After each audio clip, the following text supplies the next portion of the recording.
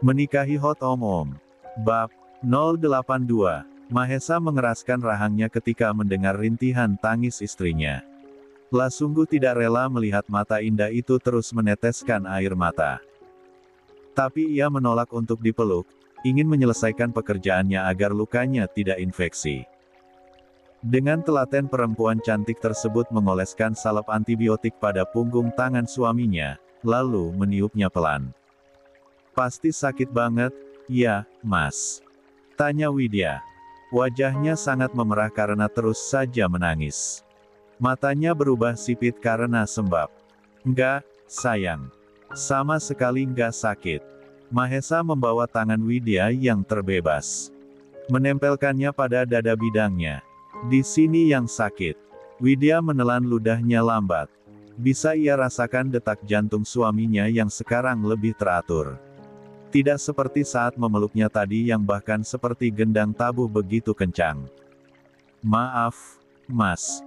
Perempuan itu kemudian menyingkirkan tangannya dari sana, terangkat menuju wajah sang suami dan mengusap lembut di sana. "Maafin, ya." Mahesa melingkupi tangan itu dengan tangannya yang tidak terluka. "Mas sayang sama kamu, Bun." Kembali Widya meneguk ludahnya susah payah. Entah kenapa ia menjadi gugup seketika. "Widya selesaikan ini dulu, ya, Mas. Habis itu kita makan." Kasihan makanannya. Pasti udah nungguin dari tadi. Mahesa mengulas senyum tipisnya. "Ya, sayang." Widya melanjutkan aktivitasnya. Menutupi luka itu dengan perban anti air dan mengusap lembut di sana. "Cepat sembuh ya, tangan. Jangan marah sama suami aku. Dia nggak sengaja lukain kamu karena marah sama kamu." "Maaf, ya." Widya kemudian mengecup bagian perban yang membalut luka tersebut. Beberapa kali ia memberikan kecupan lembut di sana sampai Mahesa merasa takjub dengan tindakannya. Kalau tangannya bisa ngomong, pasti dia sedih karena udah dilukain. Birf kemudian membelai rambut perempuan cantik itu dan menyelipkannya ke samping telinga. Setelahnya, ia pun melakukan hal yang sama. Ia raih bekas tangan Widya yang terluka dan mengecupnya di sana. "Sama seperti tangan kamu, Bun. Pasti dia juga akan sedih karena kamu lukain." Widya menggigit bibirnya. Merasa bersalah tentu saja. "Maafin Widya, Mas." Widya nggak tahu kenapa begini. Tapi rasanya lega kalau udah begini. "Tapi itu salah, sayang." Mahesa membawa tubuh Widya agar duduk di pangkuannya. "Ada begitu banyak cara, bukan dengan yang seperti ini." Lelaki tampan itu menarik napasnya dalam-dalam dan mengembuskannya perlahan. Ia coba untuk mengurai rasa sesak itu. Rasanya Mas gagal jadi suami. Mas bahkan sama sekali nggak bisa lindungin kamu, Bun. Mas cuma bisa nyakitin kamu. Mas minta maaf." Widya langsung menggelengkan kepalanya cepat. "Enggak, Mas. Mas sama sekali nggak salah. Sama sekali nggak, Mas. Jangan salahin diri Mas seperti itu." Di sini Widya yang jelas-jelas salah. Telapak yang lebar nan kokoh itu mengusap punggung Widya dengan lembut. "Sebagai kepala rumah tangga, nyatanya Mas gagal jadi sandaran bagi kamu. Itu sudah sangat jelas saat kamu malah lebih memilih memendam semuanya daripada berbagi dengan Mas. Itu artinya, kepercayaan kamu terhadap Mas belum ada. Atau bahkan, tidak ada." Air mata itu menitik lagi. "Maaf Mas. Tapi bukan seperti itu. Bukan seperti itu, Mas." Widya hanya. Perempuan itu menjepit bibirnya. Bingung harus mengatakannya bagaimana. Kepalanya bahkan kini menunduk, tidak berani menatap suaminya. Mahesa yang melihat hal itu langsung mencubit dagunya pelan agar perempuan itu kembali mendongak menatapnya. "Hanya. Glek. Widya hanya nggak mau nambahin pikiran Mas. Widya nggak mau sampai jadi beban. Masalah Mas udah banyak, Widya nggak mau bikin Mas susah. Widya nggak mau pikiran Mas berat, Mas."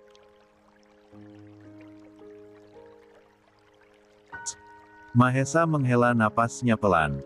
Yang seperti ini yang malah bikin pikiran Mas berat, Buna. Mas jadi terus mencari-cari apa yang salah dalam diri Mas. Apa yang kurang?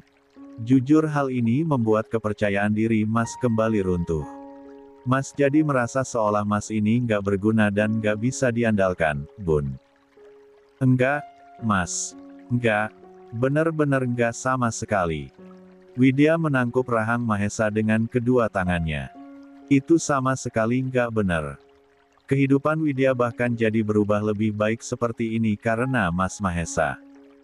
Mata Mahesa menatap lurus mata istrinya itu.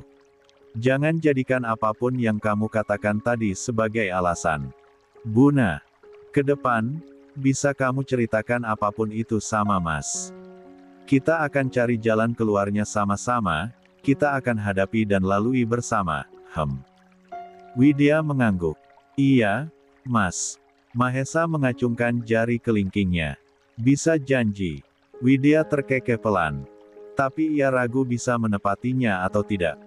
Sebab dia tidak tahu rasa sakit itu kapan tidak bisa ditanganinya.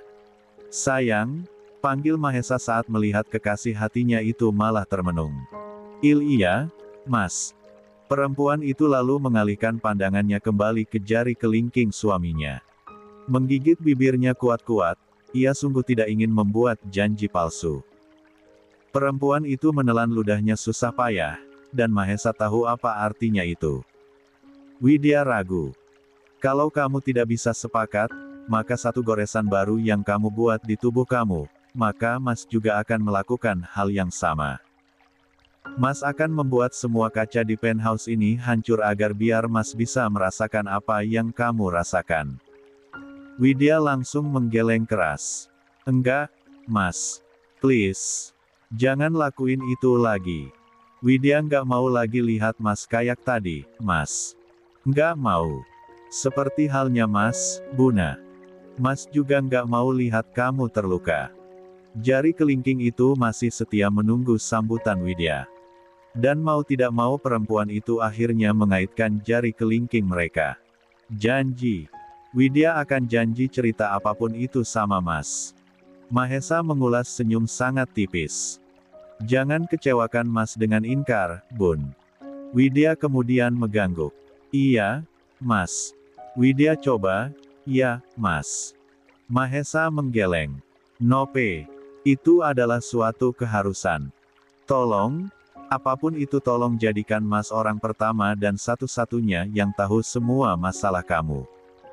Bukan malah pada teman-teman kamu, Bun. Atau orang. Sejenak Widya berpikir. Bukankah memang begitu seharusnya? Seharusnya memang suami istri saling terbuka satu sama lain. Mereka harus saling bicara agar bisa menemukan solusi terbaik untuk semua permasalahan mereka. Widya akhirnya mengangguk. Tidak ada salahnya memang ia mencoba. Iya, Mas. Mulai sekarang Widya akan ceritakan semua tentang apa yang Widya rasakan sama Mas. Widya akan diskusi sama Mas. Widya janji. Mahesa mengulas senyumnya lebih lebar. Good gear. Abis sarapan kita akan ke rumah sakit jengukin Cila. Mas nggak akan tutupin semuanya lagi dari dia. Bagaimanapun dia harus tahu kalau keadaannya sudah berbeda. Dia juga harus tahu kalau kamu juga ibunya. Mahesa sengaja melakukan hal itu agar istrinya tidak perlu berpura-pura lagi di depan anaknya. Ia tidak ingin Widya merasa tersisih lagi. Tetapi, Mas, itu sama sekali. Harus, Buna. Mas. Mas tunggu di sini aja, ya. Biar Widya ambilin makanannya. Widya hendak beranjak dari pangkuan Mahesa, namun lelaki itu malah menahannya. Nanti. Ayah satu anak itu kemudian mengamati bibir sang istri yang berwarna semerah ceri. Memajukan kepalanya lalu menempelkan bibirnya pada bibir perempuan yang saat ini masih berada di atas pangkuannya. Napas Widya mulai tersengal. Mahesa tahu kalau istrinya itu juga merindukannya. Sungguh, setiap permasalahan suami istri pasti belum sah selesai jika belum ditutup dengan kegiatan yang romantis seperti ini. Biar Widya yang buka, Mas, Ucap Widya berinisiatif membuka kaos yang dikenakannya. Jakun Mahesa naik turun melihat keindahan istrinya tersebut. Tidak bisa ia tampik jika perempuan muda ini benar-benar terlihat menawan. Widya tahu jika suaminya itu menginginkannya, dan ia pun sama sekali tidak keberatan karena hal tersebut memang kewajibannya. Ia malah berinisiatif sebab tidak ingin tangan lelaki itu semakin terluka. Biar Widya yang kerja kali ini, ucap Widya menahan segala rasa malunya. Biarlah ia yang melayani suaminya ini sebab selama ini dia yang dilayani. Mas duduk aja.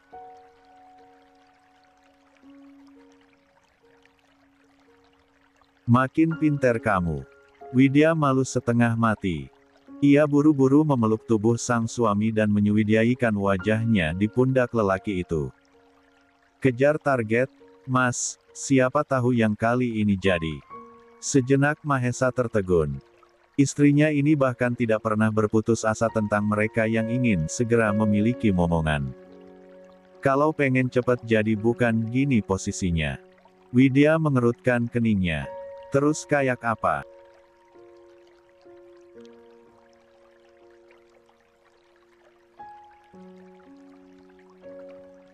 Li, kenapa nggak di meja makan aja, sayang? Setelah melakukan kegiatan panas di sofa dan kamar mandi, suami istri itu beralih duduk di ruang tamu bagian depan setelah usai membersihkan diri. Widya tersenyum, melingkatkan kembali tangan putihnya itu ke leher kokoh sang suami. Tangan Mas Mahesa lagi sakit. Pasti susah buat makan. Biar Widya suapin. Kap. Mahesa malah mengecup pipi halus istrinya tersebut. Mas bisa. Ini cuma luka kecil. Bukan apa-apa. Kamu makan, dan Mas juga makan. Widya menggeleng. Widya suapin Mas dulu, abis itu Widya yang makan. Deal. Kini giliran Widya yang mengacungkan jari kelingkingnya, membuat Mahesa terkekeh dan mau tidak mau menautkan jemari mereka. Deal. Oke. Widya bahkan mengecup pipi suaminya itu lalu beranjak dari pangkuannya. Tungguin ya. Iya, sayang. Tidak beberapa lama kemudian, ia datang dengan sepiring nasi, sambal dan juga lauknya. Sebelah tangannya lagi membawa mangkuk sayur bayam yang ia tiriskan airnya hingga kuahnya tinggal sedikit. Tahu nggak ini resepnya siapa? Tanya Widya begitu meletakkan satu mangkuk sayur di atas meja sofa. Sedangkan piring beserta isinya ia bawa untuk ia suapkan pada suaminya. Mahesa tertawa kecil melihat menu di atas piring tersebut. Ayam goreng Pakde Mulyadi. Yak, tepat. Suasana hati lelaki itu meningkat menjadi lebih baik ketika melihat bagaimana senyuman itu terbit di antara bibir istrinya yang terlihat sangat tulus. Cantik banget kamu kalau lagi senyum. Wajah Widya langsung merona.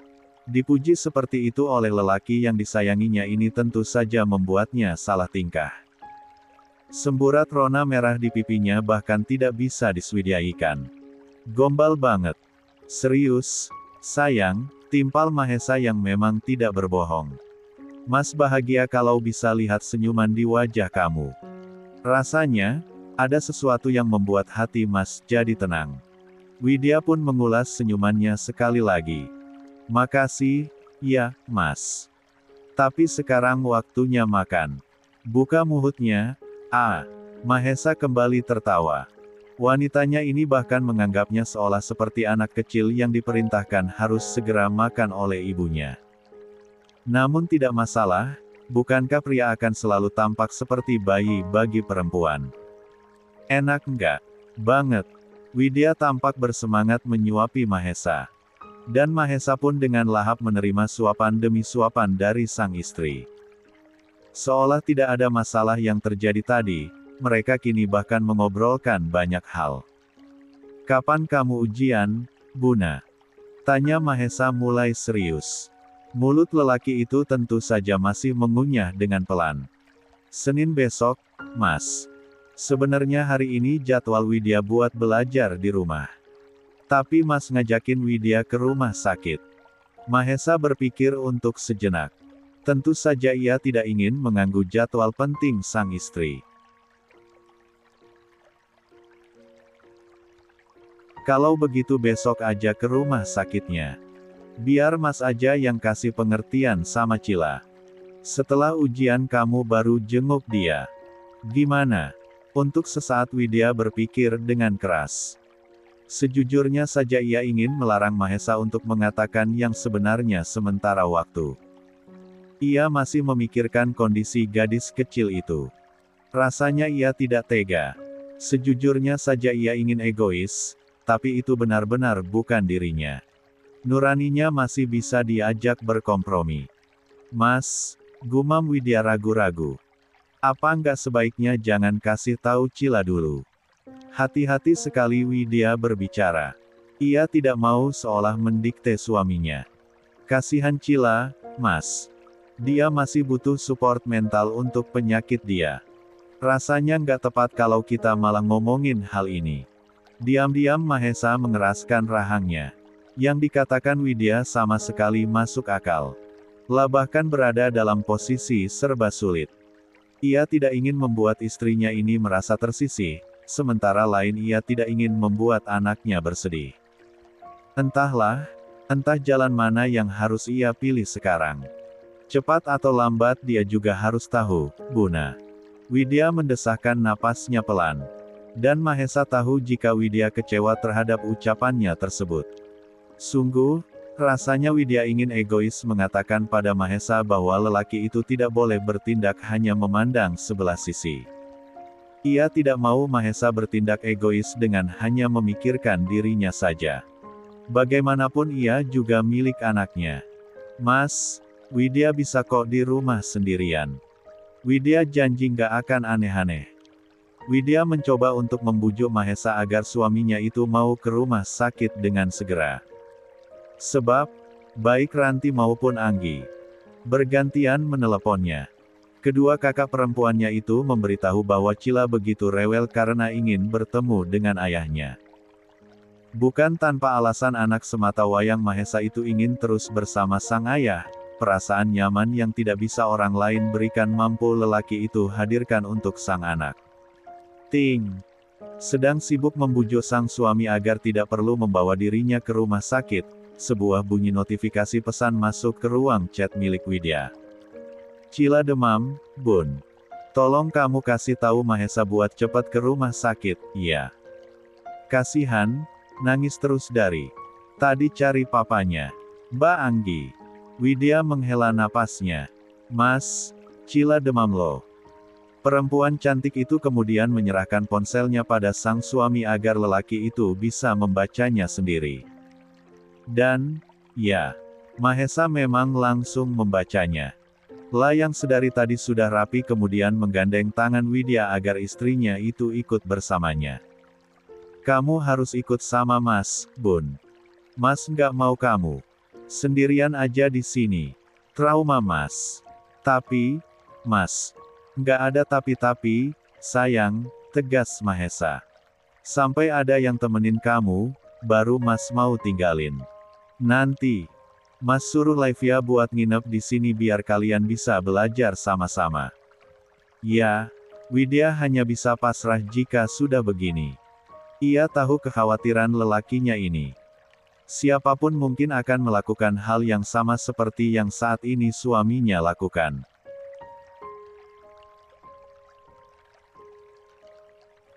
Setelah mengetahui kebiasaannya, siapa yang akan berani meninggalkannya sendirian? Bahkan Laivia sahabatnya itu pasti juga akan melakukan hal yang sama. Mereka pasti akan berubah sangat protektif padanya. Iya, Mas.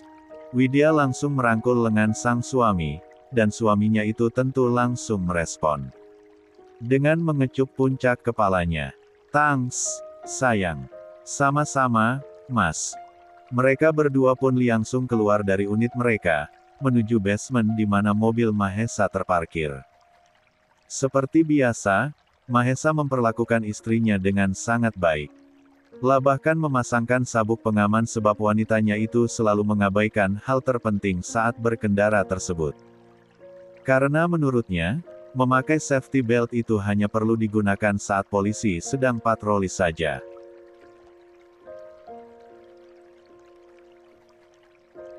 Jika tidak, kenapa harus repot menggunakan benda yang melilit tubuh tersebut? Padahal, bukan seperti itu konsepnya. Semua dirancang tentu demi keamanan pengendara itu sendiri dan para penumpang yang dibawanya. Makasih, Mas. Kap. Sungguh.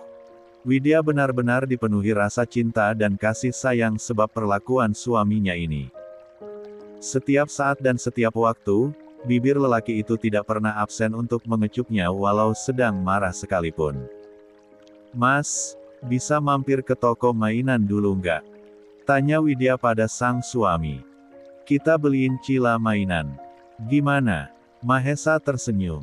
Menggenggam tangan istrinya itu, kemudian mengecup punggung tangannya. Iya, sayang. Mahesa bahkan masih tidak menyangka akan dimaafkan sedemikian rupa oleh wanita ini. Bahkan perempuan itu bisa menerima Cila sebagai putrinya sendiri. Tidak ada protes berlebihan darinya dan bahkan ia mengerti bahwa pada dasarnya setiap orang memiliki masa lalunya. Walau terbilang fatal karena menyuwidyaikan fakta sebesar itu, Widya berusaha mengerti kalau ia melakukan hal itu sebab trauma mendalam yang dilakukan oleh wanita masa lalunya. Beberapa menit kemudian, sampailah mobil Mahesa di tempat tujuan. Widya langsung turun dengan antusias, diikuti dengan Mahesa yang berjalan di sebelahnya. Mereka berdua langsung memasuki area toko mainan anak-anak tersebut. Banyak banget kan, Mas? Mainannya? Iya, sayang. Kok kamu tahu ada toko mainan anak lengkap di daerah sini? Widya mengulas senyumannya. Lia, Mas. Dulu, kalau Widya punya uang cukup, Widya beli mainan buat Dimas. Dia suka main robot-robotan di rumah. Soalnya Widya selalu larang dia buat main keluar kalau nggak ada Widya. Takut aja Dimas kenapa-napa. Tanpa perempuan ini sadari, Mahesa bisa menangkap bahwasannya salah satu sifat yang membuatnya jatuh hati pada istrinya ini adalah sifat penyayang dan keibuannya. Lah bahkan sudah bisa membayangkan bagaimana jika Widya berhasil hamil dan menjadi seorang ibu. Istrinya itu pasti akan sangat menyayangi anak-anak mereka. Mas, kita beliin Cila yang ini, ya. Pasti dia suka banget. Widya memilih 2 boneka teddy bear ukuran besar dan sedang. Juga membeli alat-alat gambar agar gadis cilik itu tidak bosan. Setelah puas berkeliling, akhirnya mereka ke kasir dan membayar. Bukan Mahesa tentu saja yang membayar, Widya yang buru-buru membuka dompetnya dan langsung mengeluarkan kartunya. Ya, semua pendapatan Mahesa memang sudah dipasrahkan sepenuhnya untuk dikelola sang istri.